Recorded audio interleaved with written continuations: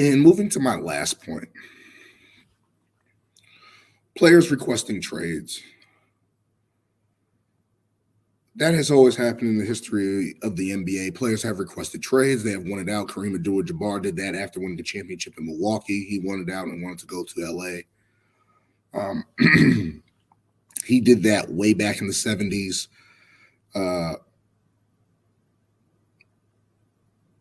A lot of guys have done that in history. So to sit here and be like, players get upset and they want out, players have done that all the time. And Charles Barkley made this comment.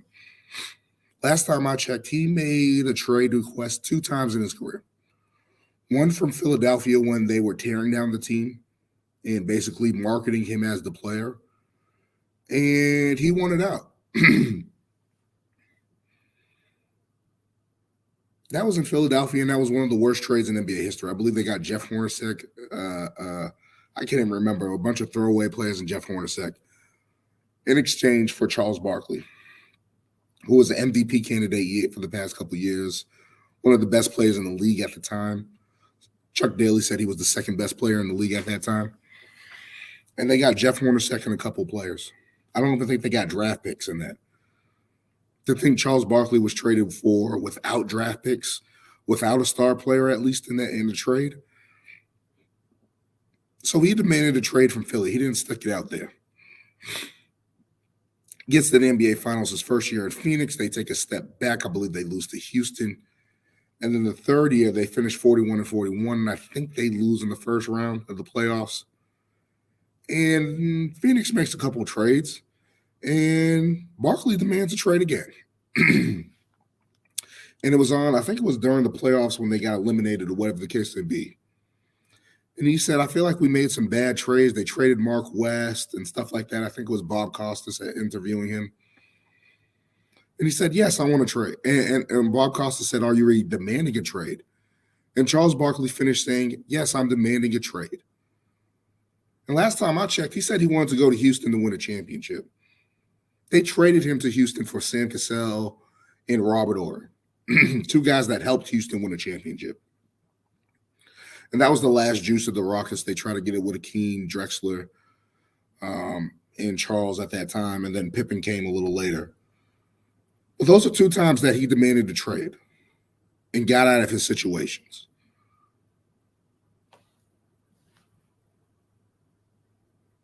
That's Charles Barkley, who just said guys get upset and want to get out of their situations. And as soon as that happens, they want to get traded.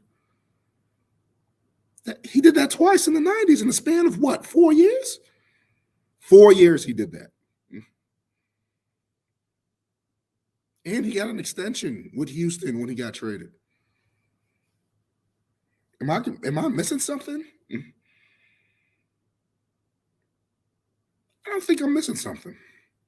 So when guys like Paul George request a trade from Indiana, when they strip down the team and they're not continuously trying to get better, I don't blame Paul George for that. He went to Oklahoma City. It didn't work. Unfortunately, they lost in the first round. Oklahoma City wanted to tear that down. They figured, hey, we're not going to get any further with this. We're not going to put any more money into this. We're going to rebuild. Smart thing by OKC, they saw the writing on the wall. So Paul George, wants his best opportunity, he gets traded again. That's just the situation I see there. When he was talking about James Harden in Houston, James Harden is definitely a weird conundrum, right? Like James Harden left Houston under bad circumstances. Not coming in shape, demanding a trade, wanting guys traded, wanting guys brought in. Houston basically did everything for him. And when shit was going down, yo, trade me. We're not a winning franchise anymore. We're not going to get back up to the mountain. We're not making those moves. Trade me. And I understand that from both sides, right? If you're Houston, you're going to want to trade James Harden and get as much back. I feel like they messed up not getting Jared Allen, but they're in a position to pick Victor Wembanyama right now. They have the Nets draft picks. So things are rebuilding for Houston, what should happen as a rebuilding situation where teams try to flip their star. Now, are they going to suck for 10, 15 years? I don't think so. I think Houston's a better franchise than that overall historically. I think they're going to figure that out. James Harden gets to the Nets and then sees all the craziness and then wants another trade. Last time I checked, the Brooklyn Nets have lost Kevin Durant and Kyrie Irving. And James Harden basically said, hey, it doesn't look like I'm crazy now, does it? So when players sit there and they try to get out of a situation, let's try to understand that this has happened throughout the history of time. The history of time, it has happened.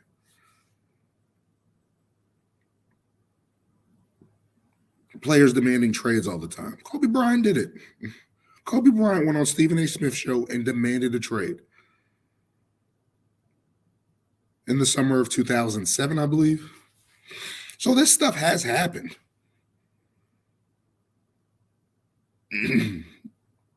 This stuff has happened. Every situation is different, of course. Certain circumstances go into those matters. But guys have demanded a trade all the time throughout history. It has happened. So to sit here and try to crap on this generation for doing it when there's more player movement and there's more freedom of movement than it was back in the 90s and 80s, where things were a lot more restricted and guys had to serve their contract. Teams had to give up draft picks and know if they were trading a player, et cetera, et cetera. If they were trading for a player automatically. Restricted free agency, where that wasn't happening until 1988 with Tom Chambers, I believe, who was the first unrestricted free agent. And he bounced around a lot. I believe he was in Phoenix he was in Seattle, then Phoenix. I believe he went to Utah after that. So, I mean, all these things that people are mad at is the things that players previously have fought for: free agency, player movement, trade requests. All that stuff has happened. Like the league has grown to do that. So to sit here and be like, hey, these players are demanding trades or whatever the case may be. And I understand what he was saying about the contracts, where you sign a contract and then 6 months you're requesting a trade. A season might change that. No one says anything when franchises trade guys. We saw that at the trade deadline. Mikal Bridges was on FaceTime with Damian Lee, his own teammate, and he's like, yo, man, you just got traded. Josh Hart was on the court in warmups before he found out that he got traded to the Knicks. He found out from teammates on warmups. So when people continuously sit here and be like, hey, man, that's just part of the business, players asking for trade demands is part of the business. That's the risk you play when giving guys power, when giving guys a bunch of money, when you don't hold up your end of the bargain as a franchise. We've seen that with LeBron James. I didn't want to talk about him, but fuck it, I'm going to talk about it. His first stint in Cleveland, they did all those moves. They didn't get better. They surrounded him with fluff. Couldn't bring anybody to Cleveland. Failed him time and time again. Carrying subpar rosters. Yo, man, I'm out of here. And he didn't request a trade. He finished his contract and left in free agency, which NBA players have fought for. So this whole notion that guys are being babied and to a certain extent, that comes with the territory of the business. You want to tell me that Charles Barkley never made a demand? You're going to tell me Magic Johnson, after winning a championship, I believe it was with Paul Westhead, I believe. Legendary coach. I believe he coached at, I think Lawyer Merrimack. I don't want to say. I'll have to check that. But Magic Johnson, after winning a championship, sat there and said, I don't like the offense. I'm not having fun. I want to be traded. That's what he said. After winning a championship, he was so pissed off at the offense, he basically begged the Lakers to trade him. They fired the coach and then hired Jerry West and Pat Riley as coaches. Jerry West was like, I ain't taking over this team. Pat, it's yours.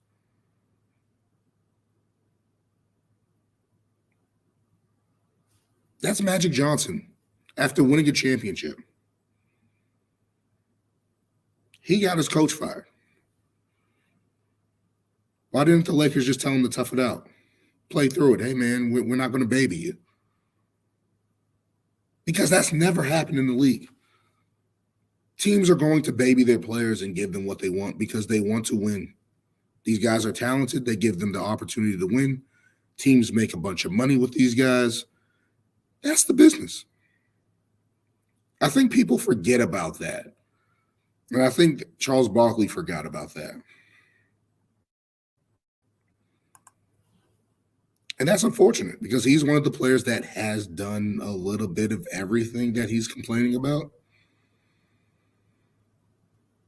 Like Charles Barkley he accidentally spit on a girl when he got into it with a fan. Charles Barkley has gotten into it with fans.